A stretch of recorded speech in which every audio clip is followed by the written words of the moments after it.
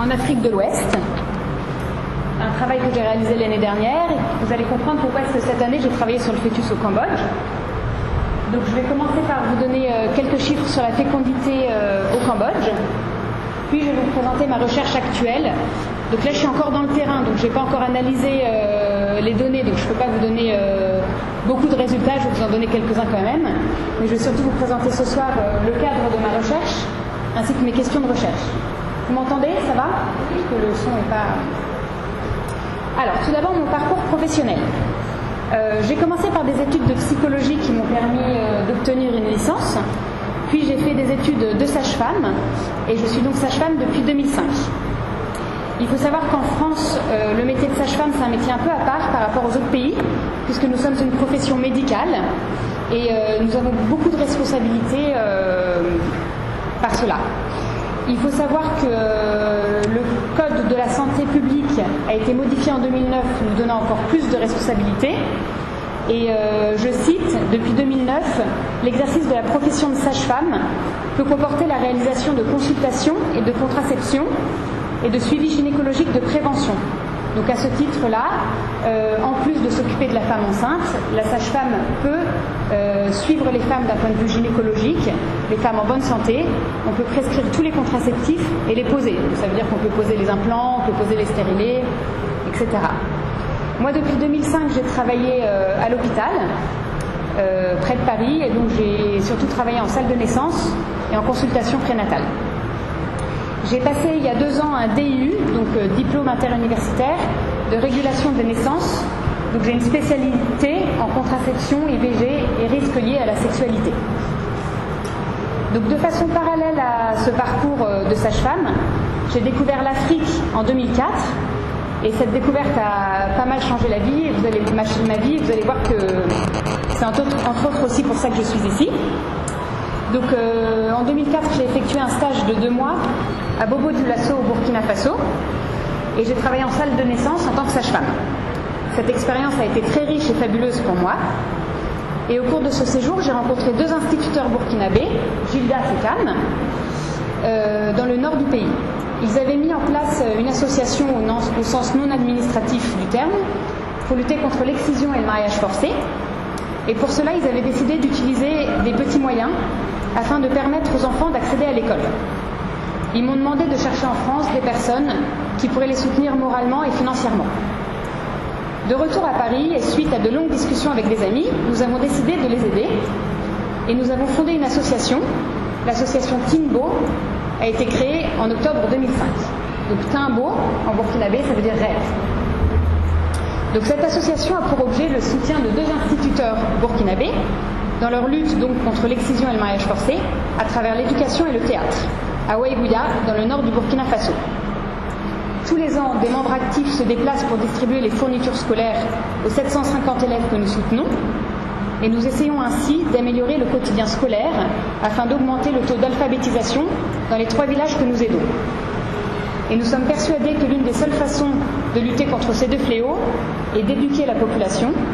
Et nous espérons que les enfants que nous éduquons ou que nous aidons dans leur éducation aujourd'hui seront les pionniers pour changer ces traditions et eux-mêmes n'exciseront pas leurs futurs enfants. Donc, je suis présidente de cette association à titre bénévole depuis 7 ans. Et avec le temps et l'expérience, ma vision des choses a beaucoup changé. Alors qu'en 2005, je fonçais droit devant moi, sans me poser trop de questions, depuis 2-3 ans, j'ai été face à un questionnement permanent. Donc j'avais beaucoup de questions, certaines auxquelles j'ai répondu aujourd'hui, d'autres auxquelles j'ai toujours pas répondu. Et parmi ces questions, par exemple, je me demandais, est-ce que notre action est légitime ? Est-ce que notre aide est réellement un plus pour ceux que nous voulons aider ? Ou est-ce que nous les enfermons un peu plus dans une dépendance aux aides extérieures ? Est-ce qu'on peut travailler seul sans l'appui d'autorités locales ? Ou est-ce qu'on ne doit pas plutôt se regrouper en plus grosses structures, plus professionnalisées ? Le Burkina Faso, l'un des pays qui compte le plus d'ONG au monde, est-il un modèle en termes de développement ? Les questions que je me suis posées au niveau local, donc au niveau burkinabé, se sont transformées en un questionnement plus général sur la notion d'aide et de développement. Et durant 2 ans, j'ai vraiment essayé de trouver des réponses à ces questions à travers des rencontres, des lectures, des voyages. Puis j'ai été convaincue que la seule façon de trouver une vraie réponse à ces questions serait d'avoir une réelle formation à part entière. Et donc après une longue réflexion, j'ai repris mes études l'année passée afin de mettre mes compétences médicales au service des femmes vivant dans les pays du Sud. Et je suis actuellement en Master 2 d'expertise en population et développement à l'Université René Descartes de Paris. Les matières qui y sont enseignées y sont multiples, avec une forte tendance en démographie et anthropologie, nous permettant d'aborder les sujets de recherche avec une approche mixte, quantitative et qualitative. Alors, je vais maintenant vous présenter le travail que j'ai mené l'année dernière, de façon succincte, puisque j'ai travaillé sur la notion de fœtus en Afrique de l'Ouest, auprès de femmes migrantes, donc c'était des femmes issues du Burkina, du Bénin et du Mali, installées en Île-de-France. Et avec le terme notion de fœtus, j'ai voulu savoir comment les femmes africaines se représentaient le fœtus. Est-ce qu'elles considèrent le fœtus comme une personne à part entière, comme un être en devenir, ou juste comme un amas de cellules? Et je me suis demandé quelles normes pesaient sur les femmes dans cette représentation, c'est-à-dire qu'est-ce qui les influençait dans cette représentation. Et j'ai identifié 3 principales normes qui sont la religion, la culture et l'éducation. Et à travers ces 3 normes, j'ai déconstruit cette notion de fœtus. La recherche conduite en Master 1 donc l'année dernière m'a donc amené à réfléchir sur la notion de personne ainsi que sur la notion de fœtus. Bon, il est ressorti des entretiens semi-dirigés au cours de cette recherche que le fœtus devient une personne en antépartum, donc avant l'accouchement, et au cours du 3e mois. Cependant, ma réflexion sur la notion de fœtus et sur les différentes normes qui pèsent sur les femmes m'a permis de conclure que les femmes africaines investissent très peu le fœtus pendant leur grossesse et que celui-ci a une place limitée dans la société. Enfin, la bibliographie étudiée m'avait permis de considérer le fœtus et le nouveau-né dans un continuum dont la naissance ne représentait pas une césure, mais il y avait plutôt un passage progressif entre la conception et le sevrage, où le fœtus passe du statut de fœtus à celui de personne à part entière. Ces différentes considérations, loin d'être contradictoires, se complètent et m'ont amené à insister sur le caractère graduel des notions de fœtus et de personne en Afrique. Alors qu'en Occident, la grossesse est surinvestie dès les premiers mois, voire dès les premières semaines, et de façon brusque, en Afrique occidentale, on assiste plutôt à un glissement progressif de ces différents stades. Donc ce phénomène est instantané en Occident, et en Afrique, il est plutôt étalé sur une longue période, 9 mois de grossesse et plusieurs mois d'allaitement maternel, au terme duquel l'enfant possède alors vraiment son statut de personne. J'ai voulu prolonger ce travail qui m'a vraiment captivée, et cette recherche l'année dernière m'a convaincue que le sujet du fœtus était une merveilleuse porte d'entrée pour découvrir une société. La notion de fœtus semble encore peu explorée aujourd'hui en anthropologie, et elle peut constituer une piste originale pour toucher au sujet de la contraception, de l'avortement et plus largement à la mortalité maternelle. J'avais utilisé l'outil du dessin qui m'a passionnée et je l'ai utilisé de façon plus approfondie dans mon travail cette année, je vais vous en reparler. Et j'ai donc envisagé, au terme de cette étude, d'envisager aujourd'hui d'étudier la notion de fœtus chez les femmes d'Asie du Sud-Est et plus particulièrement chez les femmes cambodgiennes. Leur culture, leur système de croyance, le fonctionnement de leur société est tellement différent qu'il a fait l'objet d'une nouvelle recherche à part entière. Alors, puisque je vais vous parler du fœtus, vous vous doutez que je vais vous parler de la fécondité, donc je vais commencer par quelques chiffres sur la fécondité aujourd'hui au Cambodge. La population cambodgienne, au dernier recensement de 2008, comptait 13,4 millions de personnes et aujourd'hui on est à plus de 14 millions de personnes. C'est une population qui est majoritairement urbaine, puisque plus de 80% de la population vit en zone rurale, et il n'y a que 19,5% de la population qui vit en zone urbaine. C'est une population plutôt rurale. On peut voir sur ce graphique que les femmes sont surreprésentées au Cambodge par rapport aux hommes. Vous voyez qu'en 1962, il y avait autant d'hommes que de femmes, et qu'aux 2 derniers recensements, donc en 1998 et en 2008, il y a beaucoup plus de femmes que d'hommes. Cela est dû surtout à la surmortalité masculine de les années 70. Le pourcentage de ménages dont la femme est le chef de ménage est de plus de 25%. Donc la surmortalité masculine entre 1975 et 1979, notamment des hommes jeunes, plus exposés que les femmes aux dénonciations, aux exécutions, et étant aussi des combattants actifs, explique qu'un quart des ménages soit aujourd'hui représenté par des femmes. On compte donc aujourd'hui un demi-million de femmes en surnombre au Cambodge, et la structure matrimoniale en ressort affectée, et beaucoup de responsabilités reposent sur les épaules des veuves. Au recensement de 98, 17% des femmes de 28 ans et plus sont veuves, et au recensement de 2008, plus de 8% de la population globale des femmes sont veuves. Donc la responsabilité qui pèse sur les veuves est une des caractéristiques du contexte dans lequel le Cambodge aborde l'ère de la mondialisation. Par rapport au sexe ratio à la naissance. Donc le sexe ratio à la naissance, c'est le nombre de petits garçons qui naissent sur le nombre de petites filles. Et d'un point de vue biologique et naturel, quand l'homme ne touche pas à ce sexe ratio, il est de 105%.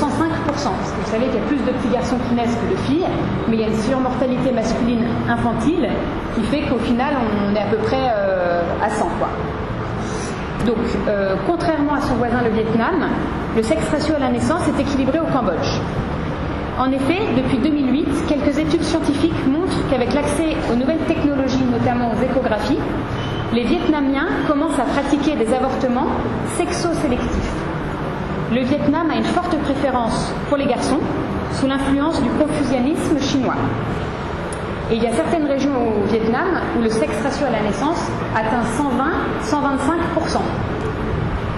Donc a priori, ce phénomène ne touche pas le Cambodge où la culture est très différente.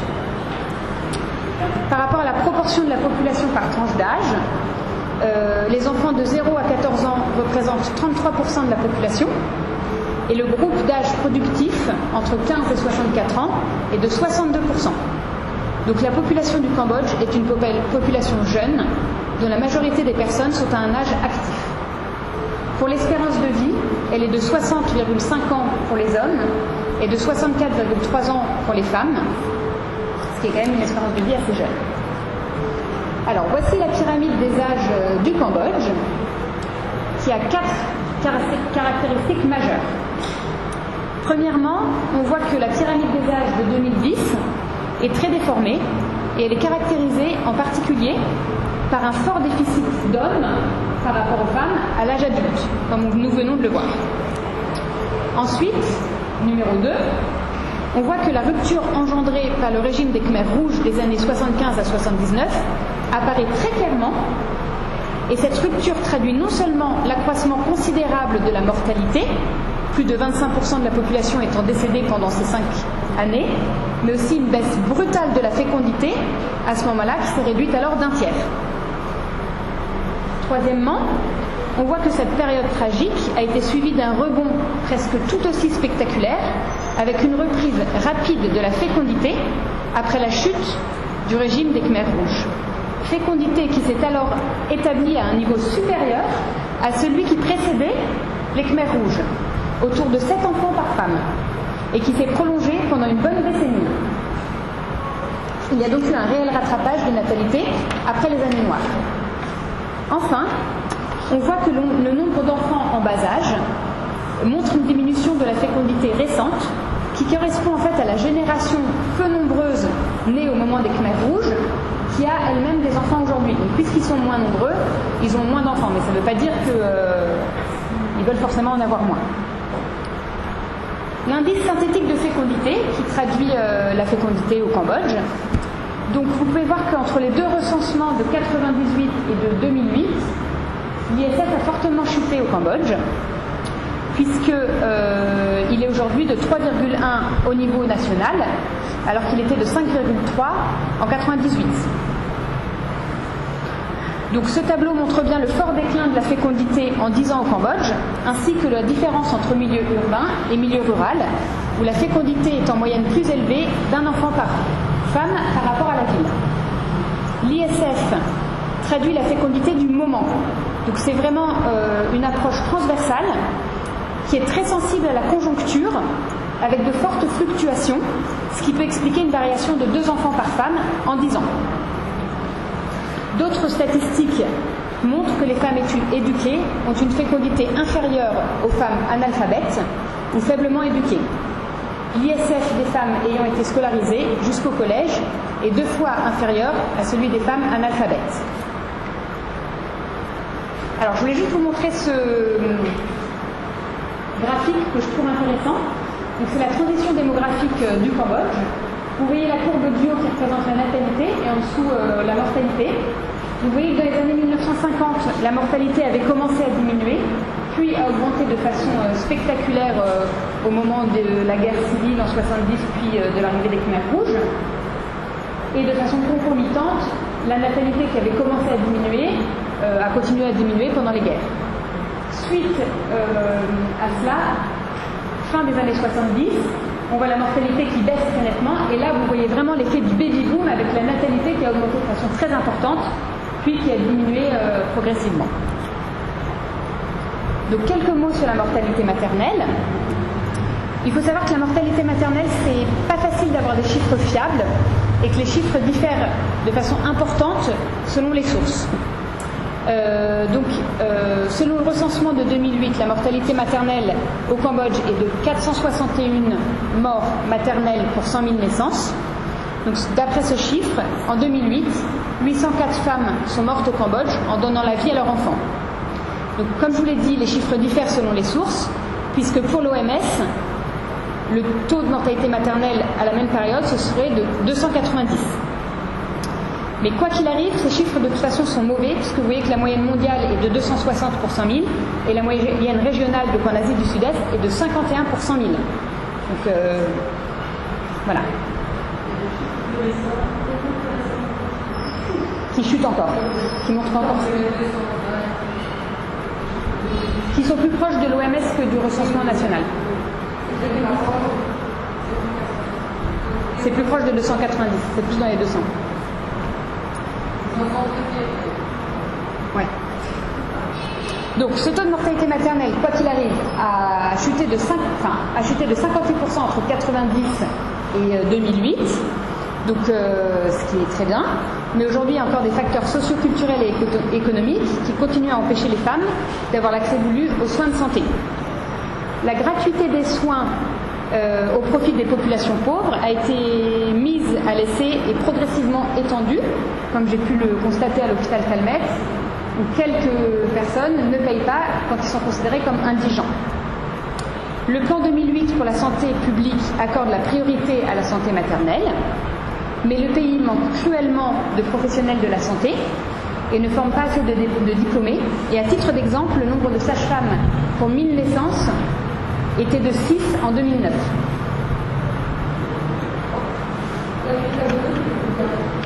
Pardon ? Je crois qu'on est autour de 200. Bon, au-delà des chiffres, il faut insister sur le fait que les grossesses sont quand même très peu suivies aujourd'hui encore au Cambodge et que très peu d'accouchements sont médicalisés. Pourtant, de gros progrès ont eu lieu. Donc, sur ce graphique, vous voyez que la différence entre 2000 et 2010. Vous pouvez voir qu'en 2000, il y avait moins de 50% des femmes qui avaient au moins une consultation prénatale. Donc là, je ne parle pas de consultation tous les mois, je parle juste d'une consultation prénatale. En 2010, donc il y a eu des gros progrès, plus de 90% des femmes ont une consultation prénatale. Et de la même façon, il y a eu des gros progrès par rapport aux accouchements, puisqu'en 2000, 90% des femmes accouchaient à domicile, et qu'en 2010, 50% des femmes accouchent à domicile. Il y a eu de gros progrès, mais ça veut dire qu'aujourd'hui au Cambodge, il y a toujours une femme sur 2 qui accouche chez elle. Alors, je vais vous présenter maintenant mon cadre de recherche. Donc, je suis au Cambodge depuis début janvier, je suis là jusqu'à mi-avril. C'est mon premier déplacement au Cambodge, donc j'ai beaucoup travaillé sur le sujet, mais je n'ai pas la prétention d'avoir une connaissance exhaustive du pays ni de la population. Pour mener à bien cette recherche, je travaille sur 2 terrains. Premier terrain, l'hôpital Calmette, où je suis 2 jours par semaine. J'y suis accueillie en tant que sage-femme, ce qui me permet de pratiquer cliniquement et d'aborder ce terrain avec une observation participante. Donc, j'ai travaillé au sein de différents services, consultation prénatale, consultation gynécologique, consultation pédiatrique, planning familial, salle de naissance, bloc opératoire avec des césariennes, suite de couches et néonatologie. Mon deuxième terrain de recherche est l'ONG Toutes à l'école. L'ONG m'accueille au sein de son école à Pishandara, dans le village de Prekmei, à une quinzaine de kilomètres au sud de Phnom Penh. J'y ai mis en place 2 projets avec l'aide du personnel de TAE, Toutes à l'école, qui est déjà présent. Donc, un premier projet avec des fillettes d'une classe de 7e, enfin équivalent de niveau de 7e Khmer. Ce sont des adolescentes qui ont entre 13 et 17 ans. Et donc, j'ai mis en place ce projet avec Gaëlle. Donc, par demi-groupe, j'ai mis en place des espaces de dialogue avec les jeunes filles sur leur propre naissance, sur la naissance de leurs frères et sœurs, à laquelle elles ont parfois assisté. On a parlé des thèmes de la grossesse et de l'accouchement qui ont été abordés avec une mise en parallèle de l'évolution de la mère et du fœtus au cours de la grossesse. On a parlé des différentes cultures, de la façon d'être une femme enceinte et d'accoucher dans différents pays. Et une porte a été ouverte avec les fillettes qui entrent dans l'adolescence et qui se posent beaucoup de questions autour de la santé reproductive, comme toutes les jeunes filles du monde. Ce projet m'a permis de tester les jeunes filles sur les questions de genre, sur la représentation de leur famille, du corps, de la grossesse, ainsi que sur les violences domestiques, la contraception et l'avortement. J'ai procédé avec des questionnaires en bande dessinée afin de supprimer l'obstacle de la langue, même si elles ont toutes un très bon niveau d'anglais. Je les ai aussi fait dessiner pour travailler sur ces différentes représentations et je vous montrerai plus tard, je les ai fait dessiner aussi sur le fœtus. Le deuxième projet mené au sein de Toutes à l'école a été un projet de sensibilisation des familles de Happy Chandara sur les relations de genre, les violences domestiques et la contraception. Donc j'ai mené des sessions de sensibilisation et d'information tout au long du mois de mars dans 4 villages avec Sopiap Eng, assistante sociale, selon une démarche participative. Des focus groups ont été constitués avec l'aide du chef de village, permettant de former des groupes de 16 adultes, avec à chaque fois 8 hommes, 8 femmes, toutes ayant des filles scolarisées à Happy Chandara. J'ai pu communiquer avec les villageois grâce à l'aide de Tara, traductrice à Toutes à l'école. Les villageois se sont montrés très ouverts à la communication et au dialogue. Aucune ONG n'avait jamais agi dans ces villages sur les thèmes abordés. Les villageois ont parlé librement des difficultés dans leurs relations de couple et des conséquences néfastes de la violence. Lors de la session sur la contraception, ils étaient très demandeurs d'informations. Ces focus group ont été exploratoires pour ma recherche. J'y ai testé les dynamiques de groupe et j'ai pu voir sur quel sujet les villageois étaient plus réactifs ou plus demandeurs que d'autres.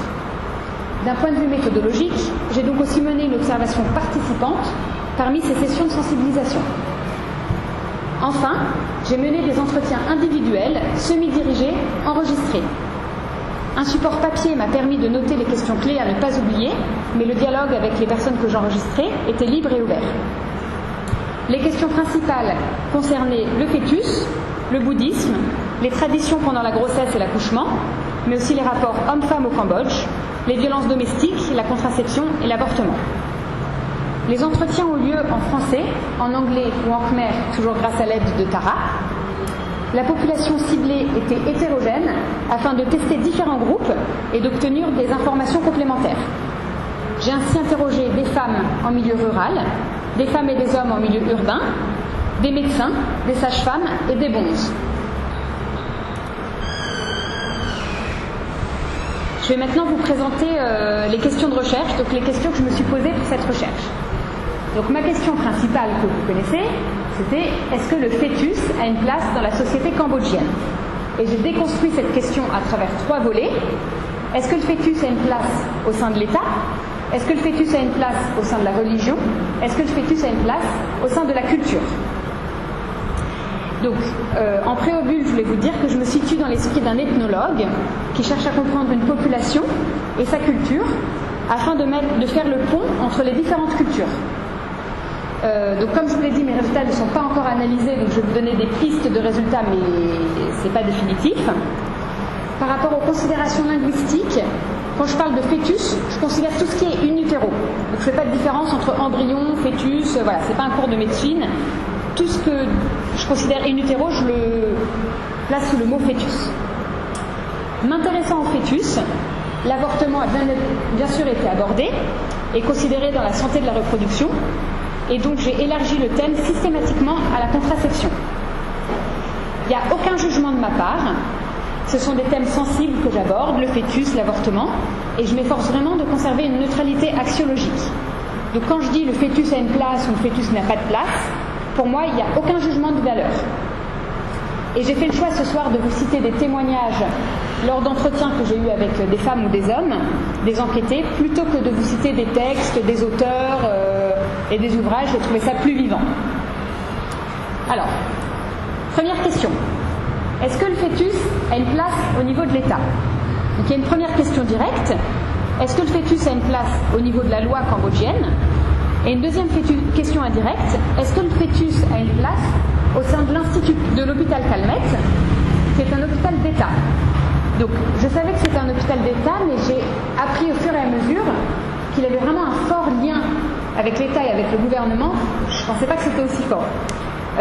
Par exemple, les médecins de l'hôpital Calmette doivent partir le week-end dans les campagnes pour soigner la population et faire ainsi de la propagande pour le parti de Hun Sen et pour les élections qui auront lieu en juillet prochain.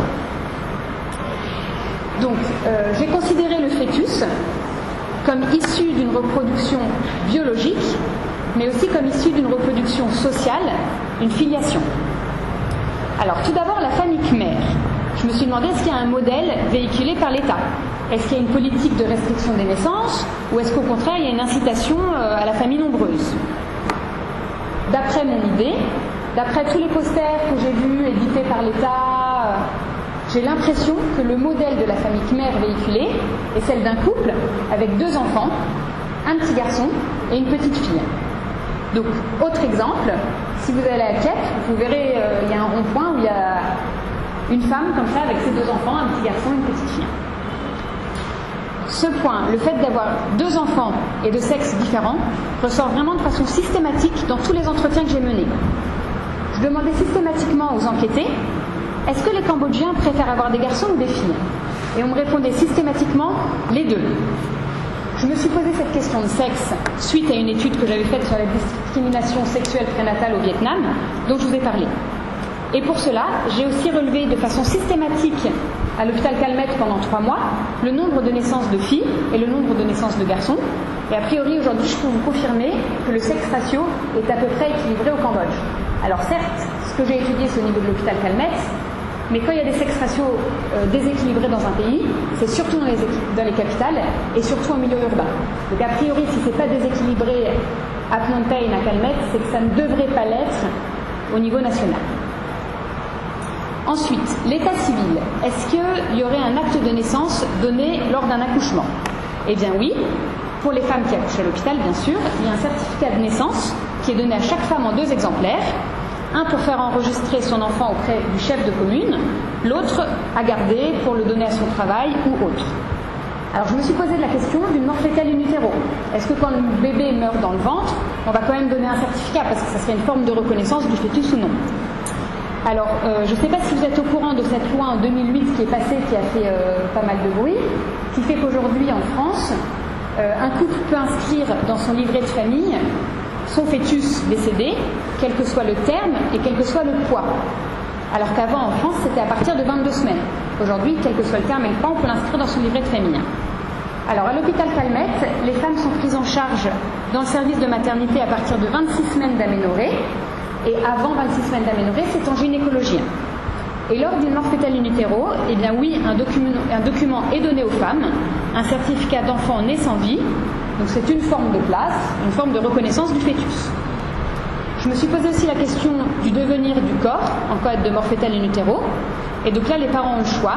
Soit ils le prennent avec eux et je vous dirai ce qu'ils en font au moment où j'aborderai la culture, soit ils le laissent à l'hôpital et à ce moment-là, le corps est incinéré. Les consultations prénatales. Alors, à l'hôpital Calmette, la première consultation prénatale coûte 1,30 $ à la famille. Puis il y a un tarif qui est dégressif pour aller jusqu'à 0,50 centimes, enfin 0,50 $, pour la 5e consultation et plus. Et donc là, il y a vraiment quand même une politique mise en place d'incitation au suivi prénatal des femmes enceintes, et ces consultations protègent la mère et le fœtus. Je me suis posé la question aussi des interdits transmis par le professionnel médical.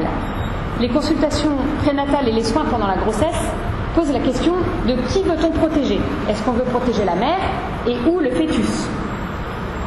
En France, j'ai coutume de parler de terrorisme autour de la femme enceinte avec des interdits aujourd'hui qui sont énormes et des normes de bonne conduite qui sont indénombrables.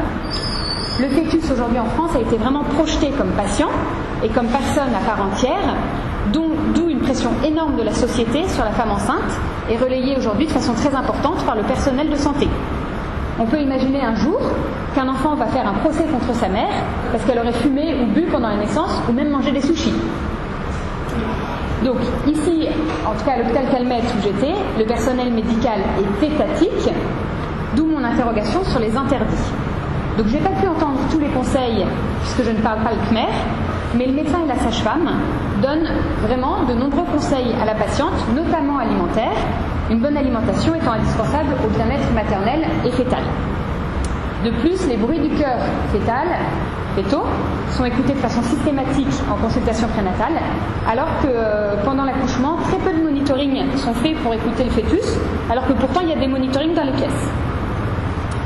La contraception est gratuite à l'hôpital Calmette. Donc le premier jour où je suis arrivée, on m'a expliqué que c'était gratuit, que c'était distribué aux femmes, on m'a montré plein de plaquettes de pilules, des stérilés. Mais concrètement, en une dizaine de vacations auxquelles j'ai assisté, je n'ai jamais vu une seule pilule donnée gratuitement à une femme, ni aucun stérilet posé à une femme. Donc on donne fréquemment des conseils aux femmes, où on leur explique la méthode naturelle, où on leur dit de revenir. Voilà. Et en plus, les femmes doivent payer 3,50 $ pour leur consultation avec le gynéco, ou soi-disant on leur donnera la contraception gratuitement par la suite. Mais donc concrètement, ça leur coûte quand même de l'argent. Et il faut savoir qu'au Cambodge, la contraception est distribuée, est en libre accès à la pharmacie où les femmes peuvent acheter des pilules. Concernant l'avortement est autorisé par la loi cambodgienne depuis 1997 jusqu'à 12 semaines d'aménorrhée. Il est pratiqué, mais en tout cas peu à l'hôpital Calmette où j'étais, où il y en a environ une dizaine par mois.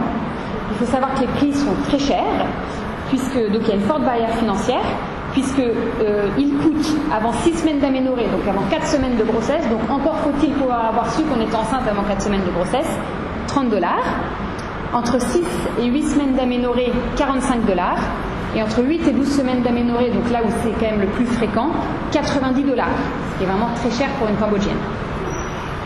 Il y a aussi une barrière culturelle qui est importante, puisqu'à l'hôpital Calmette, on m'a expliqué qu'il y avait peu d'avortements, puisque les femmes ont l'impression d'être exposées, et qu'on m'a expliqué, les médecins m'ont dit que la plupart des femmes qui font des avortements aujourd'hui au Cambodge, donc à prendre avec précaution, et donc selon eux, les femmes qui avortent sont surtout des femmes qui ont des grossesses hors mariage, puisque selon eux, les grossesses hors mariage ne sont toujours pas acceptées par la société. Et donc les femmes qui souhaitent avorter vont plutôt dans des petites structures, des petites cliniques, où il y a plus d'anonymat, et elles viennent plutôt pour des complications à l'hôpital Calmette. Alors par contre, l'IVG médicamenteuse, notamment Medabon, je ne sais pas si vous connaissez, est en libre accès dans les pharmacies. Donc moi j'ai fait le test, je suis allée dans une pharmacie, j'ai dit je veux acheter Medabon, et donc aucun problème madame, on m'a donné 5 $. Et en plus on se pose aucune question, parce que j'ai demandé à une de mes amies de 65 ans d'aller en acheter une, pas de problème, on lui a donné tout autant. Donc une de mes hypothèses de recherche aujourd'hui sur la santé reproductive au Cambodge, c'est de dire que les femmes n'ont pas assez accès aux soins de façon formelle, mais par contre qu'elles ont trop accès aux soins de façon informelle. Et il y a un autre médecin qui m'a raconté en entretien par exemple qu'elle-même est allée acheter du Medabon pour une de ses patientes et que le pharmacien lui a dit « Non mais prenez pas Medabon, venez, moi je vais vous faire l'aspiration là dans le fond de la pharmacie ». Et donc il y a certains pharmaciens qui de façon informelle font aussi des aspirations à leur pharmacie. Voilà. Alors, le fœtus a-t-il une place au sein de la religion ? Donc je me suis concentrée sur le bouddhisme, puisqu'au recensement de 2008, 98% de la population cambodgienne était bouddhiste. Alors il y a plein de textes, François Bizot, que vous devez connaître et qui est anthropologue à la base, a beaucoup étudié ça dans Le figuier à 5 branches. J'ai décidé de ne pas vous le présenter ce soir parce que c'est un peu lourd, mais il décrit très bien comment les textes bouddhistes expliquent la formation de l'embryon dans le corps avec la formation de l'être, et donc ça forme comme un figuier à 5 branches avec le tronc et les différents membres. Avec les bons que j'ai interrogés, ils m'ont tous dit, et d'après les textes que j'ai lus aussi, il ressort que vraiment le fœtus c'est la vie, et que la vie c'est dès la conception, donc dès le premier jour. La contraception est autorisée par le bouddhisme sans problème. Par contre, l'avortement est interdit, puisque comme vous devez le savoir, le premier précepte du bouddhisme c'est de ne pas tuer. De ne pas tuer, il est marqué tout ce qui est vivant, mais c'est aussi marqué tout ce qui est né ou à naître. Donc, il inclut le fœtus. Mais ce qu'il faut comprendre, c'est que la religion bouddhique, c'est pas une justice morale comme d'autres religions, où il y a des êtres suprêmes par rapport à d'autres, qui font la loi et qui disent c'est bien ou c'est pas bien, et qui vont juger les vivants, puisque le Bouddha lui-même était un homme comme les autres, et donc le bouddhisme c'est plutôt une voie de vie, une philosophie qui donne des conseils pour se diriger de la meilleure façon qui soit pour avoir le meilleur karma, mais on va pas dire que c'est vraiment interdit et on va vous juger là-dessus. Je me suis beaucoup intéressée à la question de la réincarnation. En fait, je me suis vraiment interrogée pour savoir à quel moment est-ce que l'âme arrive chez le fœtus, puisque par exemple dans la religion musulmane, certaines branches de l'islam disent que l'âme est insufflée au 49e jour, et que c'est pour ça que l'avortement dans certaines branches de l'islam est autorisé jusqu'au 49e jour, mais pas après. Moi vraiment j'ai voulu savoir à quel moment est-ce que l'âme arrivait dans le fœtus, au moment de la conception, plus tard, ou au moment de la naissance. Et en fait je me suis trompée, puisque c'est pas comme ça que ça se passe. En fait on parle de renaissance et pas de réincarnation, et le plus simple c'est de vous citer un bonze que j'ai rencontré. Donc il me dit, il y a renaissance, renaître ou renaître. On ne parle pas de réincarnation de l'âme, ça c'est le brahmanisme. Le bouddhisme c'est la renaissance. Quand il y a volonté de vivre, d'exister encore, la vie continue, même après la mort du corps. La vie continue, elle peut avoir la continuité s'il y a toujours le karma qui existe encore et qui produit la renaissance. La vie continue sous d'autres aspects. Et c'est l'énergie karmique qui détermine la nouvelle renaissance, dans une destinée, dans un corps humain ou animal, et il y a plusieurs niveaux selon le karma. Donc là j'insiste, je lui redemande, mais à quel moment l'âme vient-elle? Dès le début, dans l'embryon, le fœtus? C'est très divers. On dit qu'il n'y a même pas d'interruption totale, il y a continuité de l'existence sous diverses formes. On ne peut pas comprendre ça intellectuellement, c'est quelque chose de très subtil tout ça, ça ne peut pas être compris seulement par l'intellect. Lors des entretiens que j'ai menés auprès des femmes dans les villages, j'ai eu vraiment beaucoup de témoignages de renaissance.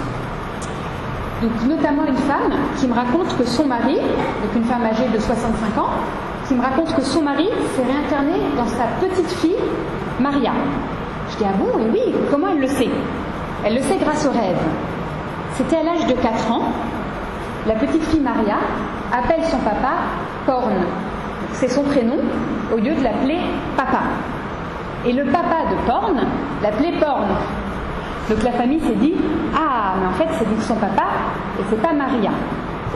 Et en plus, dans la vie précédente, elle avait planté un manguier dans le jardin et elle l'a montré.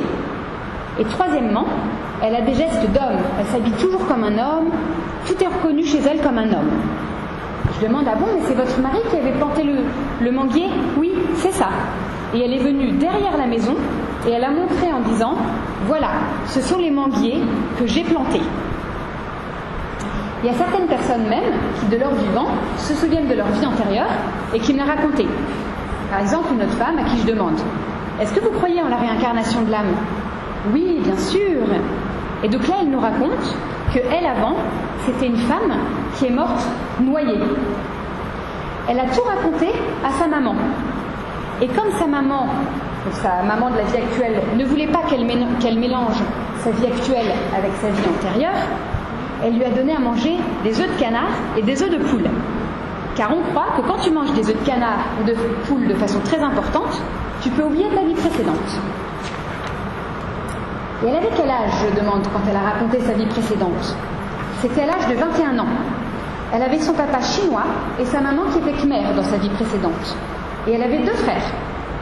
Sa maman précédente lui a tout raconté quand elle avait 21 ans, puisque quand je rencontre cette femme, elle avait encore ses 2 mamans vivantes, vie précédente, vie actuelle. Et sa maman précédente veut la voir tout le temps et la prendre avec elle.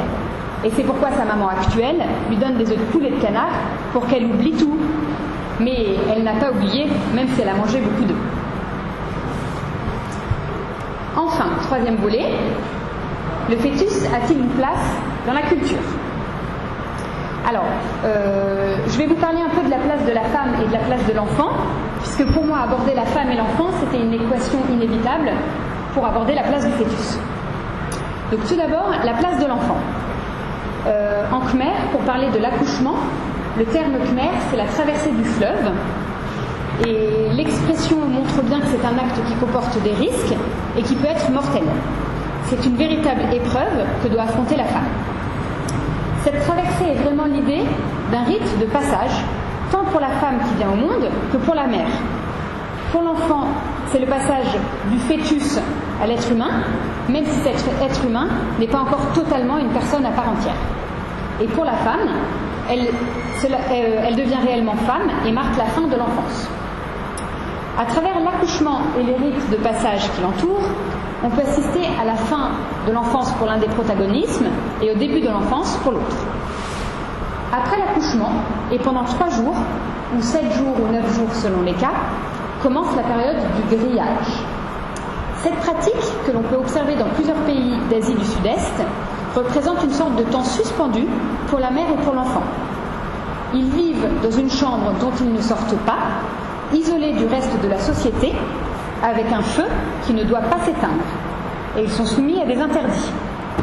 Cette pratique est toujours actuelle, et j'ai rencontré de nombreuses femmes ayant été sur le feu, comme elles disent, après leur accouchement. Donc j'interroge une première femme. Après la naissance, comment vit la femme qui a accouché? Est-ce que vous êtes restée sur le feu? Pour la première fille, non, car j'ai été dans le coma, mais pour la deuxième, oui. Ah bon? Et pourquoi est-ce que vous êtes restée sur le feu? Car j'étais en bonne santé et que je pouvais le faire. Mais à quoi ça sert? Ça sert à avoir une bonne circulation du sang. Et votre bébé était avec vous? Non, il dormait sur un autre lit, mais il était dans la même pièce. Et il était aussi dans la chaleur. Et c'est peut-être à cause de cela que ma fille est très maigre. Donc, je pense que la chaleur n'est pas bonne pour le bébé, mais elle est bonne pour moi. C'est une pièce fermée où il est difficile de respirer. C'est désagréable, mais on n'a pas le choix. Pour le bébé aussi, c'est difficile de respirer. Et à cause de mon bébé qui avait du mal à respirer, je ne suis restée que 2 jours sur le feu. Et je lui demande, mais qui pouvait entrer dans cette pièce? J'étais dans une chambre isolée, et seule ma tante et le médecin pouvaient rentrer. C'était un médecin femme qui a dit qu'elle préfère que les autres villageois n'entrent pas. Aucun homme ne pouvait entrer, même pas mon mari. Mais je ne sais pas pourquoi. Je vous donne le témoignage d'une autre femme. Je lui demande, et pourquoi est-ce qu'on a fait le feu sous le lit? Parce qu'après l'accouchement, on croit qu'on n'a pas assez à manger. On n'a pas de médicaments pour soulever l'énergie. Alors on met le feu, comme ça. Mais ça, c'est dangereux aussi, car avec moi, il y avait le bébé, et on nous a mis tous les deux comme ça. Cette femme était dans un camp de réfugiés, c'était au moment de la guerre. Et donc, au camp de réfugiés, il fait froid, comme ça. Et en plus, avant l'accouchement, on n'a pas beaucoup mangé. Donc, on met un peu de feu, comme ça, pour donner de l'énergie. Dans notre corps, il y a le feu, on est chaud déjà. Mais quand on est faible, on n'a pas de feu dans le corps. Donc, c'est pour ça qu'on met le feu. Mais si on met trop, ça va pas. Il y a des gens, ils font comme le poisson fumé, et ça va pas. On a les boutons qui sortent partout. Le bébé qui était à côté, et qui était ma fille aînée, ça lui a brûlé le dos. Elle n'a pas la peau solide comme nous. Quand ma marraine, elle a vu ça, elle a sorti le bébé.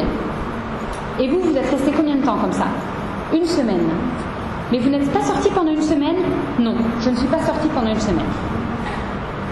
Donc ce n'est qu'après ce temps suspendu du grillage que la mère renoue avec ses habitudes et peut sortir.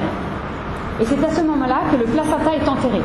Alors il faut savoir qu'aujourd'hui, les femmes qui accouchent à l'hôpital laissent le placenta à l'hôpital où il est incinéré. mais par contre les femmes qui accouchent dans le village gardent le placenta et l'enterrent. Donc je demande à une femme, au Cambodge, le placenta est-il gardé et enterré? À la campagne, on met dans la terre, mais à l'hôpital, je ne sais pas, peut-être à la poubelle. À la campagne, ils creusent la terre, on met des petites branches qui piquent en bas du lit, là où on met le feu. Il faut des branches qui piquent sous le lit, car ils croient qu'il y a comme un fantôme, c'est Ap. Ap, la journée, elle est comme nous, mais la nuit, elle a enlevé le corps, elle a seulement la tête, l'estomac et les intestins, et elle va manger le placenta. Le corps, son corps à elle, reste dans sa maison. Je demande à cette femme, mais vous l'avez déjà vu, Ap? Non, je ne l'ai jamais vu. Mais j'ai vu qu'à la campagne, ils ont mis le placenta comme ça. Les épines, c'est pour défendre, car Ap a peur de ce qui pique, parce qu'elle vient avec l'estomac, les intestins, et qu'elle peut s'accrocher. Ensuite, la société cambodgienne, majoritairement bouddhique, croit en la renaissance, comme nous l'avons vu. Et donc, ils croient à la mère originelle de l'enfant, Mtaim Thom, qui n'était autre que la mère de cet enfant dans sa vie antérieure. Et cette femme n'arrive pas encore à se réincarner, et elle tente de récupérer son petit. C'est ainsi qu'elle va essayer de faire mourir son petit, car par maladie, et plus particulièrement par convulsion. C'est une façon fréquente d'expliquer la mortalité maternelle en zone rurale. La mère originelle peut aussi exprimer son amour par des petites actions moins dangereuses. C'est ainsi qu'on explique que les enfants rient aux anges, et souvent on dit que c'est parce que sa mère originelle s'amuse avec lui. On interprète aussi les cris aigus ou soudains des nouveau-nés comme la présence de sa mère originelle. Voici un autre témoignage. Je demande à la femme, croyez-vous en la réincarnation de l'âme? Oui et non, je ne sais pas. Je ne pense pas, mais en même temps, pourquoi est-ce que certaines personnes se réincarnent dans une nouvelle vie et à 6 ou 7 ans, elles nous racontent leur vie précédente? Je lui demande, ah bon, mais vous connaissez des personnes comme ça? Oui, ma grande sœur. Ah bon, vous pouvez me raconter? Elle me raconte que quand sa maman faisait du potage, ça commençait à bouillir. Son petit frère, qui avait commencé à marcher à 2, 3 ou 4 ans, me dit-elle, quand il marche, il ne fait pas attention et il est tombé dans la marmite et il est mort. Son frère qui est mort s'est réincarné dans la famille de quelqu'un d'autre, mais sous le sexe féminin. Et vers 6 ou 7 ans, cette petite fille demande à sa maman de revoir la mère de la dame de l'autre famille. Et quand la petite fille voit la mère de l'autre famille, elle l'embrasse et elle l'appelle maman. Donc la femme lui dit, mais pourquoi tu m'appelles maman? Je ne suis pas ta maman, elle est là-bas, ta maman dans l'autre famille. Et la petite fille lui dit, si, vous êtes ma maman dans ma vie précédente. Et sa maman lui demande, ah bon, et alors combien est-ce que j'ai d'enfants? Et elle répond, 2 enfants, ce qui est exact. Et pourquoi tu es morte alors? Tu te souviens? Oui, je suis tombée dans la marmite qui a bouilli et où il y avait le potage. Et elle a montré aussi le cimetière. Je reste étonnée et je demande à la femme, mais est-ce que du coup vous êtes resté proche de cette sœur qui était votre frère avant? Oui, et en plus, elle considère ma maman comme sa maman et ma maman la considère comme sa fille. Mais il y a beaucoup de cas comme ça ici à Roseisrock, qui est un village près de Toutes à l'école. Il y avait un enfant, un garçon de 3 ans, en train de prendre sa douche près de la maison. Un serpent a tenté de s'installer autour de lui. L'enfant a attrapé le serpent par le cou. Tout le monde crie de ne pas le toucher, il le jette et le serpent l'a piqué. Du poison entre dans ses yeux et le petit enfant est mort tout de suite. L'âme ou l'esprit de ce garçon s'est réincarné dans la famille de sa cousine. Et c'est cette fille qui a demandé à voir régulièrement sa maman de la vie précédente. Et à l'âge de 8 ans, elle a raconté à tout le monde le motif de sa mort. Et cette femme me dit, vous voyez, c'est pour ça, on ne peut pas croire. On ne peut pas ne pas croire. Alors, concernant la place de la femme dans la société cambodgienne, il faut savoir que la littérature n'est pas du tout consensuelle sur ce sujet. Certains auteurs accordent une place très importante à la femme cambodgienne. En effet, il faut savoir que la société cambodgienne est traditionnellement une société matrilocale. Donc, traditionnellement, le jeune couple va s'installer dans la famille de la mère. Concernant la filiation, contrairement au Vietnam où la société est patrilinéaire, la société cambodgienne est décrite dans la littérature comme bilinéaire, voire même parfois par certains auteurs comme matrilinéaire. Effectivement, aujourd'hui, la société cambodgienne repose en grande partie sur les femmes. Comme nous l'avons vu, de nombreux foyers sont dirigés par des femmes, souvent veuves. L'économie cambodgienne repose indéniablement aussi sur les femmes que l'on peut voir partout, dans les champs ou tenant des petits commerces. Mais j'ai pu observer aussi, concrètement, une forte domination masculine dans les villages. Les inégalités hommes-femmes ressortent unanimement lors de tous les entretiens. Les focus group menés ont souligné l'importance de violences domestiques, ainsi que conjugales et sexuelles. Sur un groupe de 8 femmes, il y en avait systématiquement 2 ou 3 qui témoignaient sur la violence domestique à laquelle elles devaient faire face quotidiennement. Mais qu'en est-il de celles qui n'avaient pas pris la parole pendant ces groupes? La violence semble très liée à la consommation d'alcool. Pour un bonze que j'ai pu interroger, cette violence est l'héritage des années passées. Je lui demande, est-ce que vous avez déjà entendu parler de violence domestique au Cambodge? Oui, on parle tout le temps maintenant de violence conjugale, familiale, sous différentes formes. Ça existe. Parce que vous voyez, les gens maintenant, ils ne sont pas éduqués dans beaucoup de cas. Ils n'ont pas reçu l'éducation traditionnelle, morale, spirituelle. Ils ont aussi vécu dans la violence. Ils sont nés dans la violence. Ils ont été victimes de la violence et ils transmettent la violence sur les autres. Il faut comprendre tout ça. C'est l'héritage de la violence. Sous toutes ses formes, depuis presque un demi-siècle. Il faut du temps pour effacer et continuer. Il faut la formation dans l'éducation de base. J'interroge une autre femme dans un village. Je lui demande, pensez-vous que les hommes et les femmes ont un statut égalitaire au Cambodge? Non, c'est complètement séparé. Et ce sont les hommes qui dominent les femmes. Chez nous, il y a très peu d'hommes qui respectent bien les femmes. Et surtout les hommes pauvres qui ne comprennent pas les femmes, qui boivent beaucoup d'alcool et qui font la violence domestique. Et il y en a beaucoup de violences domestiques dans votre village? Oui, c'est moi personnellement. Au début, il n'y avait qu'une famille dans mon village, puis une autre, et aujourd'hui, maintenant, c'est moi personnellement, c'est mon mari qui me tape. Mais il vous tape souvent? Oui, tous les 2-3 mois. Mais tous les jours, je pleure à cause des injures de mon mari. Et comment est-ce que vous réagissez quand il vous tape? Je le tape moi aussi, mais comme j'ai très peur de lui, ce sont mes filles qui m'aident, ou les villageois. Donc vos filles sont au courant? Oui. Et le chef du village, il ne peut pas vous aider? J'ai déjà rapporté ces paroles au chef du village qui me donne des conseils, mais ça ne marche pas. Il n'y a que la police qui peut faire quelque chose. Et votre mari, il était à la sensibilisation qu'on a faite? Oui, c'était même lui qui tenait la banane et le préservatif. Mais je ne pouvais pas m'exprimer en présence de lui. Et surtout, il me tape surtout la nuit. Car la nuit, chacun reste dans sa maison, donc personne ne peut m'aider, donc il profite de ce moment-là pour me taper. Et je voudrais ajouter que c'est surtout quand il boit de l'alcool. Il vient à la maison, il veut avoir un rapport sexuel. Mais comme j'habite dans une petite maison avec mes filles, je ne veux pas. Surtout les filles, car si j'ai un rapport sexuel avec mon mari, les filles sont là. Et comme je refuse, alors mon mari me tape. Et moi je travaille beaucoup, je m'occupe des enfants, je fais le ménage, je cherche de l'argent, donc je suis très fatiguée. Mon mari il travaille moins, donc il mange beaucoup, il boit beaucoup, il a plus d'énergie que moi pour me taper.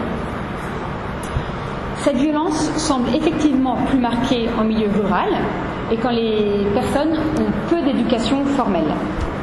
Je vous présente rapidement 2 études publiées en 2005, donc ça commence à dater, mais par l'UNIFPA, qui, lors d'un groupe, ont demandé à des femmes « Est-ce qu'il est légitime que votre mari vous batte pour différentes raisons? Par exemple, si vous sortez sans le prévenir, si vous négligez vos enfants, si vous vous disputez avec lui, ou si vous refusez d'avoir un rapport sexuel avec lui. » Ce qui est important, c'est de voir qu'il y a plus de 55% des femmes, donc plus d'une Cambodgienne sur 2, qui répond oui à cette question. Donc plus d'une femme cambodgienne sur 2 considère qu'il est légitime d'être battue par son mari dans certaines conditions.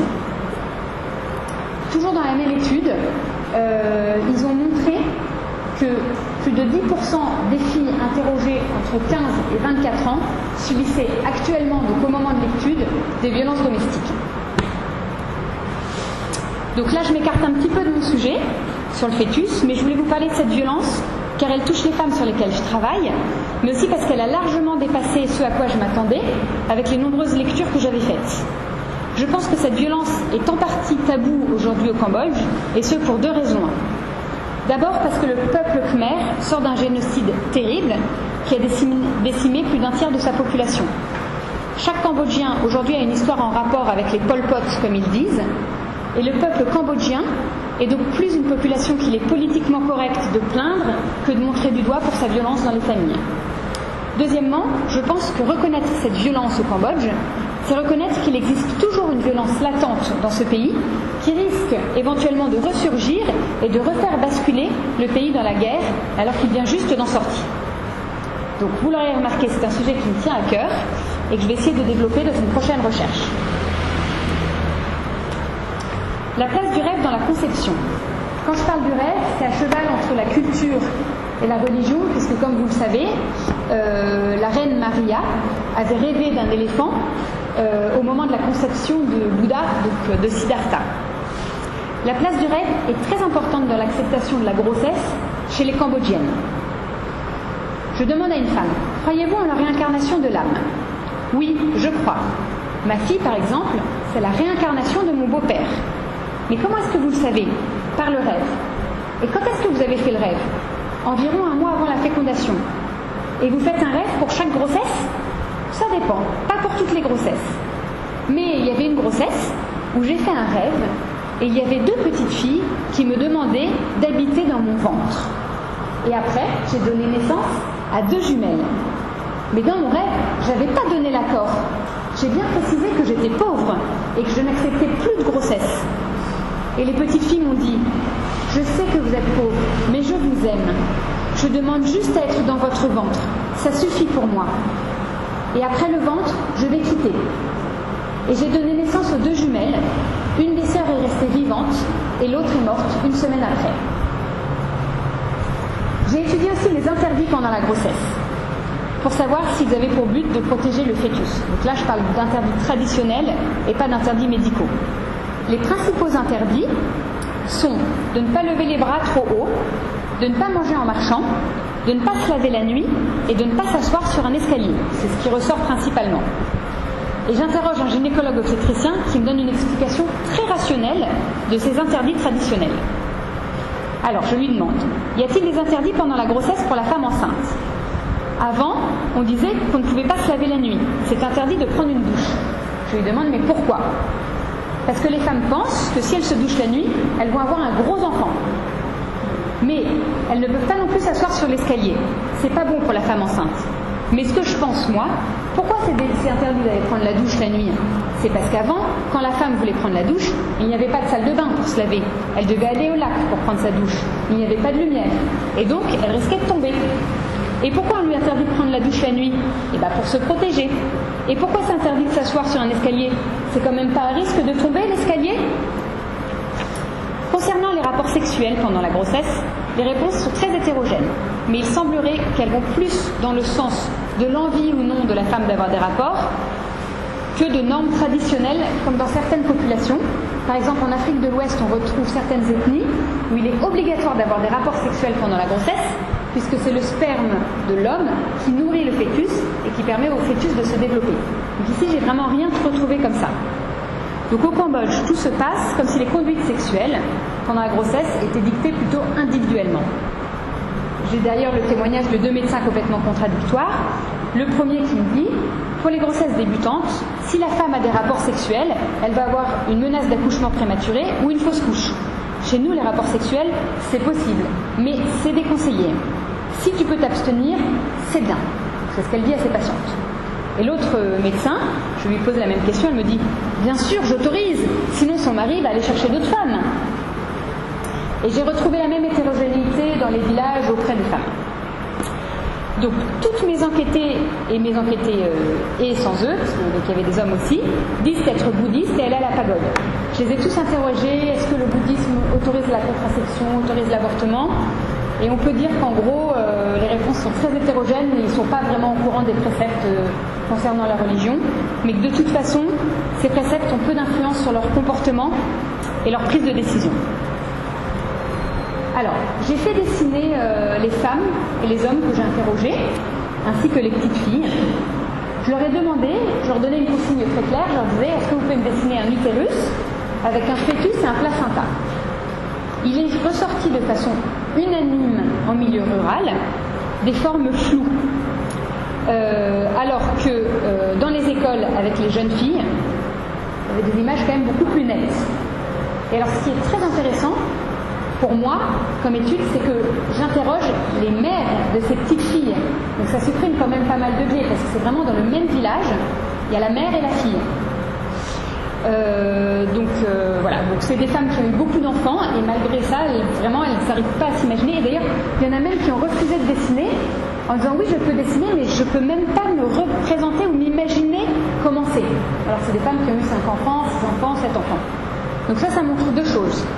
Déjà, qu'en milieu rural, les femmes ont une image très floue et très peu précise du fœtus. Et deuxièmement, ça montre de façon vraiment impressionnante le rôle de l'éducation sur les enfants. Concernant les morts fétales in utero, quand les familles récupèrent les corps, les familles enterrent le corps de la même façon qu'un humain. Alors que moi je pensais que peut-être que le fait qu'il n'ait pas vécu, il serait enterré de façon un peu moins importante qu'un enfant qui a vécu ou qu'un être humain, ou qu'un homme, pardon. Alors non, en général on me disait, il y a certaines personnes qui brûlent, certaines personnes qui enterrent, et ça dépendait des villages. Et donc soit ils sont enterrés dans le jardin, soit incinérés, soit il y avait des cérémonies avec des bonzes dans les pagodes. Il n'y avait pas d'obligation et rien de systématique. Donc j'interroge un bonze. Quand un fœtus meurt dans le ventre de la maman, que fait-on avec le corps ? Il me répond, il n'y a pas de règle précise, le bouddhisme ne recommande rien précisément, et il n'y a pas de règle dictée par le bouddhisme. La rumeur du Kunklok. Alors, ça c'est assez intéressant. Kunklok, ça veut dire littéralement l'enfant grillé, l'enfant fumé. Ça c'est quelque chose que j'avais lu dans la littérature, mais je ne pensais pas que ça existait encore actuellement au Cambodge. Donc, la rumeur concerne la pratique suivante. Un homme s'empare du fœtus de sa femme, enceinte de leur premier enfant, en l'éventrant, et en fait une amulette protectrice du nom de Kunklok. Une fois l'acte commis, l'homme fait griller le fœtus, technique de momification, souvent accompagnée d'offrandes. Puis il le présente à un moine ayant des compétences de magie qui confère ses pouvoirs protecteurs au fœtus. L'homme le dispose chez lui, sur un autel, et il le nourrit régulièrement par des offrandes, ou alors il le porte sur lui afin de le protéger. Une deuxième version de cette rumeur dit que le fœtus peut être récupéré après un avortement, mais que le fœtus aura moins de pouvoir que s'il est extrait de la femme en l'éventrant. D'après mes recherches bibliographiques, je pensais que cette rumeur était peu connue par les Cambodgiens et qu'elle était un peu oubliée. Eh bien pas du tout, car sur le terrain, à chaque fois que j'ai posé la question, les Cambodgiens étaient tous au courant et me racontaient tous des histoires de Kunklok qu'ils connaissaient autour d'eux. Donc un médecin me raconte, oui, je connais, j'ai entendu dire, c'est le fœtus de 3 mois par exemple. Quand on fait un avortement, on prend ce truc sur le feu et après on l'entoure avec du tissu et on le garde sur nous tout le temps pour se protéger. Et on pense que ce fœtus-là, quand il y a quelque chose, il nous prévient. Par exemple, si tu vas avoir un accident dans quelques heures ou jours, il va nous le dire. Et je lui demande, mais tu as déjà vu un Kunklok ? Non, j'ai entendu mais jamais vu. Et est-ce que des femmes t'ont demandé de récupérer le produit de l'avortement ou le mari ? Non. Mais est-ce que tu penses que ça existe encore ? Oui, je pense que ça existe encore, car je connais des gens qui croient à ça. C'est pas juste un avortement. Parfois, ils ouvrent le ventre pour prendre. Je pense que ça existe encore, mais pas ici, plus loin que Phnom Penh. Une femme khmer. Oui, mais ça, c'est des petits fœtus. Et on croit que s'il y en a 3, l'âme des 3 bébés criés peuvent nous prévenir de ce qui va se passer. Par exemple, si demain il y a un accident, l'âme du bébé va venir dans ton rêve et il va te dire « Il ne faut pas passer par ce chemin-là demain ou il ne faut pas voir cette personne qui est très dangereuse. » Et comment on a les fœtus ? On tue la maman dans la forêt. J'ai entendu dire ça il y a quelques années. Et si on veut que le fœtus soit efficace et qu'il ait beaucoup de pouvoir, il faut tuer la femme enceinte. Elle est vivante, on la tue et on prend le bébé. Alors, dernier point que je voulais aborder avec vous, le port du bonnet. Je pense que vous avez tous vu ça. Donc, le bonnet est porté quasi unanimement et pendant plusieurs mois après l'accouchement. Donc, même à l'hôpital Calmette, qui est plutôt un endroit où les femmes sont plutôt un peu plus éduquées que la population générale ou un peu plus de moyens et vivent en ville, sur 25 femmes que je vois ensuite de couche, il y en a 24 qui le portent. Il ne s'agit pas seulement de porter le bonnet, nous on voit surtout le bonnet bonnet, mais en fait, elles ont aussi du coton dans les oreilles, des chaussettes et des gants. Et les explications vont toutes dans le même sens et disent toutes la même chose. Je demande à une femme, est-ce que vous avez porté le bonnet après l'accouchement? Oui, entre 3 et 6 mois. Ah bon, et à quoi ça sert le bonnet? C'est pour ne pas avoir de vertige, pas avoir de maux de tête et ne pas laisser entrer l'air par les oreilles. Ah bon, mais pourquoi pas d'air dans les oreilles? Si on a de l'air dans les oreilles, on a mal à la tête quand on devient vieille. Il s'agit de se protéger des céphalées dans le futur. Et d'ailleurs, une enquêtée que je rencontre se plaint de céphalées et me dit que c'est certainement parce qu'elle n'a pas assez porté de bonnet quand elle avait accouché de ses enfants. Donc le port du bonnet pourrait être interprété anthropologiquement comme une adaptation moderne du grillage des femmes sur le feu. C'est la même idée de besoin de chaleur pour le corps, qui a perdu beaucoup de sang, qui est considéré comme chaud par les Cambodgiens. Alors, j'ai terminé, et en guise de conclusion, je voudrais finir par un dernier entretien qui se mêle différents points abordés, à savoir l'accès libre et dangereux aux produits contraceptifs et abortifs, les violences conjugales, les croyances traditionnelles et les croyances religieuses, notamment le karma. Alors, une femme me raconte son avortement. Donc, j'ai avorté et c'était une grossesse de 4 mois. J'ai pris des médicaments qui coûtaient 10 $. Quand j'ai pris la pilule, ça saignait. Mais comme ça ne saignait pas assez, ça a saigné encore 2 jours après. Je lui demande, alors ça a marché? Oui, c'est sorti, mais j'ai eu vraiment beaucoup de reproches. Pourquoi tu fais un avortement à 4 mois? Mais qui vous a fait des reproches? Les villageois, les voisins. Mais vous étiez seule chez vous quand le bébé est sorti? Oui, je suis restée chez moi toute seule. Puis j'ai demandé aux voisines de m'accompagner à l'hôpital, car j'avais très très mal et je saignais beaucoup. Les personnes me disaient que ça saignait trop, ça faisait plus d'1 semaine, et qu'il fallait aller à l'hôpital. Et donc c'est le médecin qui a fini l'avortement. Et lui aussi il m'a reproché d'avoir pris ce médicament à 4 mois. Mais c'était quoi ce médicament? J'ai oublié. J'ai demandé à quelqu'un de l'acheter à ma place, je ne sais pas.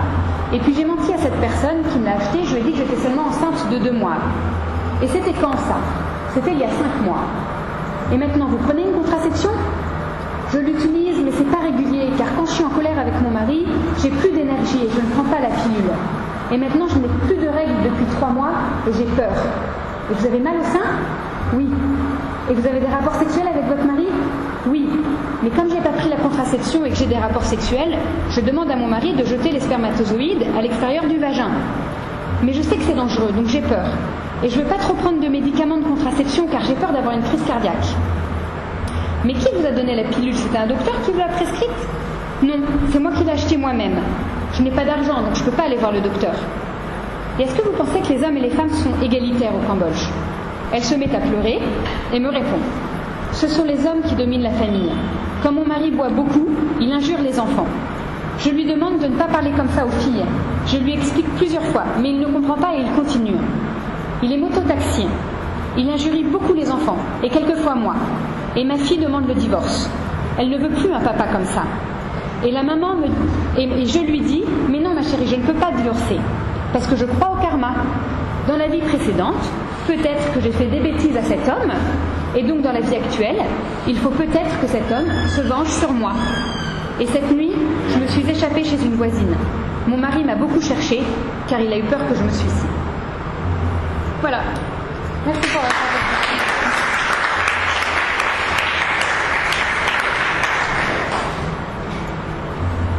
Alors, est-ce que vous avez des questions? Il est un peu tard, hein, j'ai pris beaucoup de temps.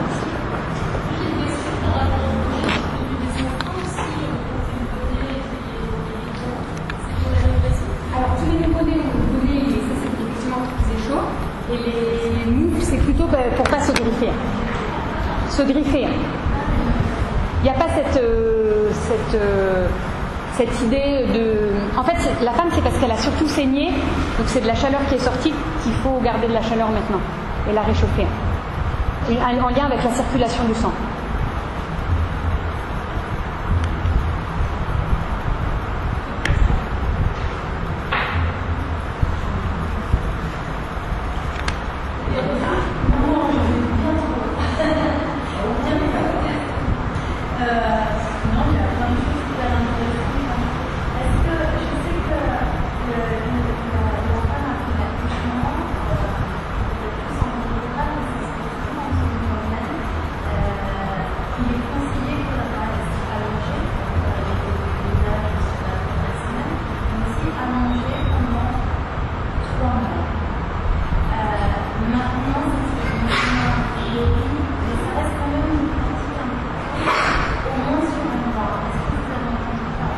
Non, j'ai pas du tout entendu ça.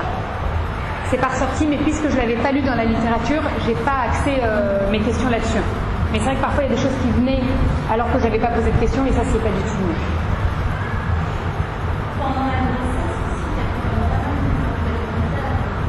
Alors les piments, c'est ressorti, mais non, il n'y en a pas d'autres qui sont ressortis.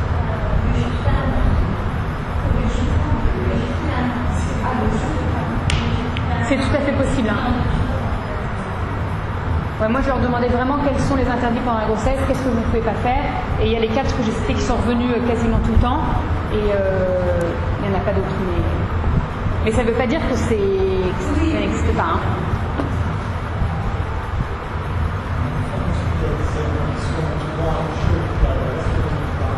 Eh bien, étonnamment, elle reste assez longtemps. Alors, il faut savoir que 95% des femmes ont une épisiotomie et qu'on suture avec du fil résorbable, mais qu'à J6, donc 6 jours après l'accouchement, on enlève les fils. Oui.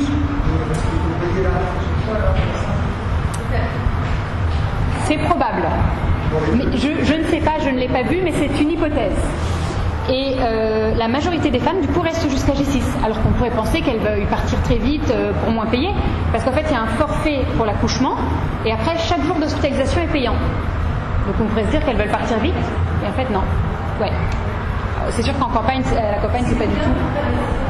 Alors ça va de autour de $100 pour la chambre super VIP, et le moins cher, c'est $7 par jour, une salle où elles sont 20 femmes, une salle commune.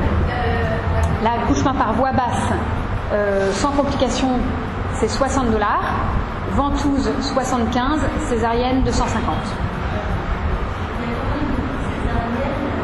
Oui. En tout cas, à l'hôpital Calmette que j'ai vu, là, donc, je relève toutes les stats. Donc, vu qu'il y a 10 000 accouchements par an à peu près, là j'en suis à 3 000 accouchements recensés, il y a à peu près 30% de césariennes. Ce qui est énorme et ce qui est très étonnant parce que... Eh ben, si. Et justement, moi je m'y attendais pas parce qu'en Afrique, il n'y a quasiment aucune césarienne parce que les gens ne peuvent pas payer. Donc je pensais retrouver la même chose ici.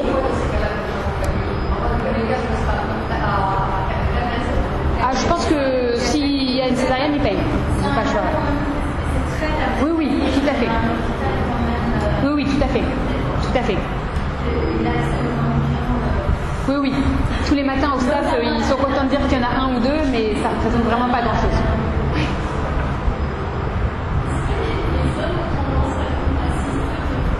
Non, pas du tout.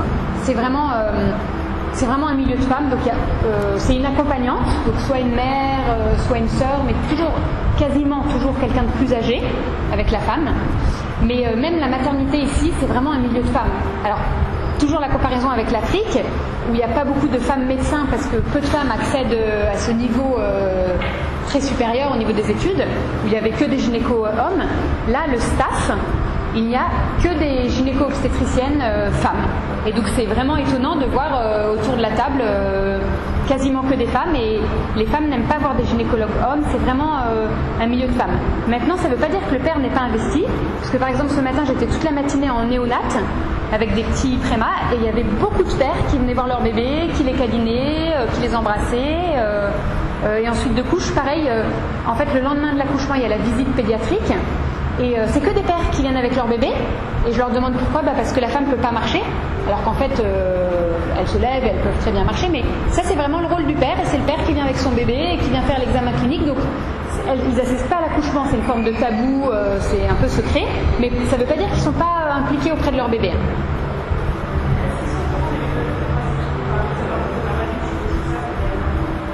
Honnêtement, peu, mais j'ai pas axé mes entretiens là-dessus. J'en ai plutôt parlé lors des focus group, et honnêtement, ils sont partiellement au courant, et souvent quand ils sont au courant, avec des croyances assez fausses. C'est-à-dire que quand ils disent qu'ils connaissent la pilule, ils vont pas savoir comment l'utiliser, ou le préservatif pareil. Alors je leur ai pas demandé dans le détail comment elles savaient l'utiliser, comment ça se passait, mais je leur ai toutes demandé, est-ce que si vous aviez un rapport sexuel demain, vous utiliseriez une contraception? Elles m'ont toutes dit oui, et elles m'ont toutes cité préservatif ou pilule. Mais je ne suis pas allée dans le détail. Là, ouais, les jeunes adolescentes en ont pas parlé et je pense que ça concerne plutôt les femmes qui ont accouché d'un certain âge. Et puis tu sais, souvent tu as une aménorrhée pendant 3 mois avec l'injection. Donc je pense qu'autant une femme d'un certain âge, c'est moins gênant, autant une petite fille. Ah oui, et il y a aussi des problèmes osseux. Il ne faut pas que ce soit pendant la croissance. Donc de toute façon, c'est contre-indiqué chez les adolescents. Non. Alors ça, c'est très étonnant aussi. Alors, on peut dire que, oui, quasiment 100% allaitent, mais c'est quasiment tout un allaitement mixte. Donc quand tu vas dans leur chambre en suite de couche, toutes dans leur chambre, elles ont un pot de lait artificiel et elles donnent le biberon. Et tu sais, pendant les premières 24 heures, tu n'as pas vraiment de lait, tu as ce qu'on appelle du colostrum, qui est en faible quantité mais qui est très riche. Donc nous, en France, on sait que ça suffit au bébé. Et ici, en fait, elles pensent qu'elles n'ont pas de lait et que du coup, elles doivent donner du lait artificiel. Et ça m'a même étonnée parce que quand j'ai fait la visite pédiatrique, donc avec un pédiatre qui par ailleurs connaissait plein de choses et qui m'a impressionnée sur d'autres points, il y avait des bébés qui desquamaient, donc il y avait la peau sèche. Donc nous, en France, j'allais dire on sait, en tout cas on apprend que c'est des bébés qui sont post-terme, qui ont la peau qui pèle. Et en fait, il me posait plein de questions parce qu'il pensait que j'étais étudiante sage-femme. Et donc il me dit, vous savez pourquoi les bébés ont la peau qui pèle? Donc je dis oui, parce qu'il est post-terme. Non, pas du tout. C'est parce que la maman n'a pas de lait les premières 24 heures. Donc puisqu'il n'est pas nourri, eh ben, il a la peau qui pèle. Donc il y a vraiment cette croyance que tu n'as pas de lait au départ et qu'il faut compléter avec du lait artificiel. Donc le bébé n'est pas beaucoup mieux sain. Donc tu n'as pas une bonne montée laiteuse. Donc je pense que l'allaitement est un peu bancal.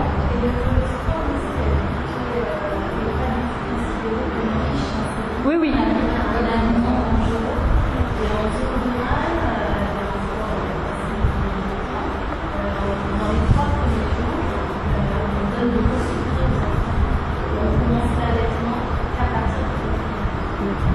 Pour avoir une montée de lait, c'est pas évident, quoi. Donc j'ai pas étudié l'allaitement maternel en détail, mais à mon avis, il y aurait de quoi étudier et ça doit être très intéressant.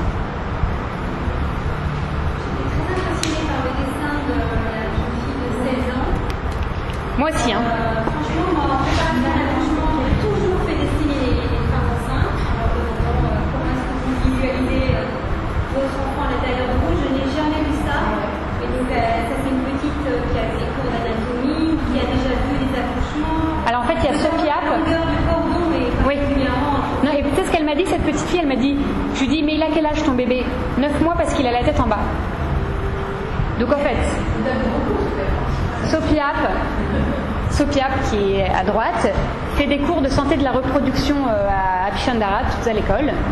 Et donc c'est elle qui leur a parlé de la grossesse, de l'utérus, des trompes, des ovaires. Mais moi je leur ai pas fait du tout de rappel avant, tu vois, c'était vraiment comme ça du but en blanc. Est-ce que vous pouvez me dessiner? Et moi aussi j'ai été vraiment scotchée. Ah non, c'est unanime. J'ai 95% des filles m'ont fait des dessins comme ça. Non mais après, alors oui, peut-être des posters, certainement même, mais elles m'ont pas fait toutes le même dessin. C'est-à-dire que tu en as d'autres qui m'ont dessiné une femme en entier, avec la ligne là, et un tout petit bébé, et elles me disent parce que c'est 3 mois. Et elles me font vraiment le bébé bien dessiné. Donc c'est pas comme si c'était une seule image qu'elles avaient vue et qu'elles me retranscrivaient. Tu vois, c'est toutes elles m'ont fait un dessin superbe. J'ai pas pu vous en mettre plein parce que je trouvais ça un peu compliqué, mais c'était super.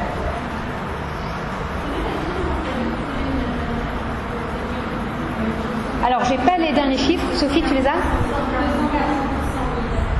En quoi? En 2012? Il y a eu une grande vaccination et c'est assez classique. C'est-à-dire qu'on met beaucoup de temps pour passer de 800 à 600 à 400. Mais ensuite, c'est tout un ensemble de facteurs qui se mettent en place les uns en même temps que les autres.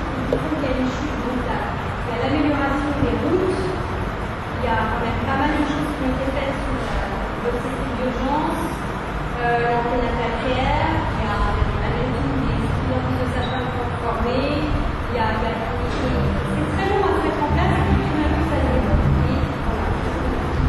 Mais ça reste quand même un mauvais chiffre par rapport au niveau mondial et par rapport au niveau régional.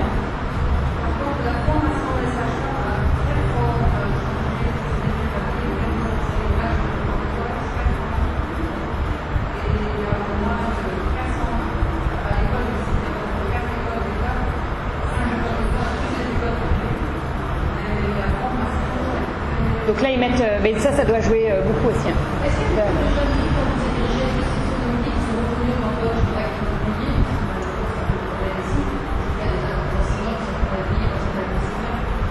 C'est pareil? Je dirais que c'est comparable au métier d'enseignant à peu près, non? Je pense. À Phnom si je me souviens bien, ils étaient payés $80 par mois. Mais ça, c'est le salaire officiel. Après, il y a deux clés sous la table, Ouais. parce qu'il y a beaucoup de sur le pays. Ouais. Bon, je vais vous libérer parce qu'il est tard. Hein. Merci pour votre attention.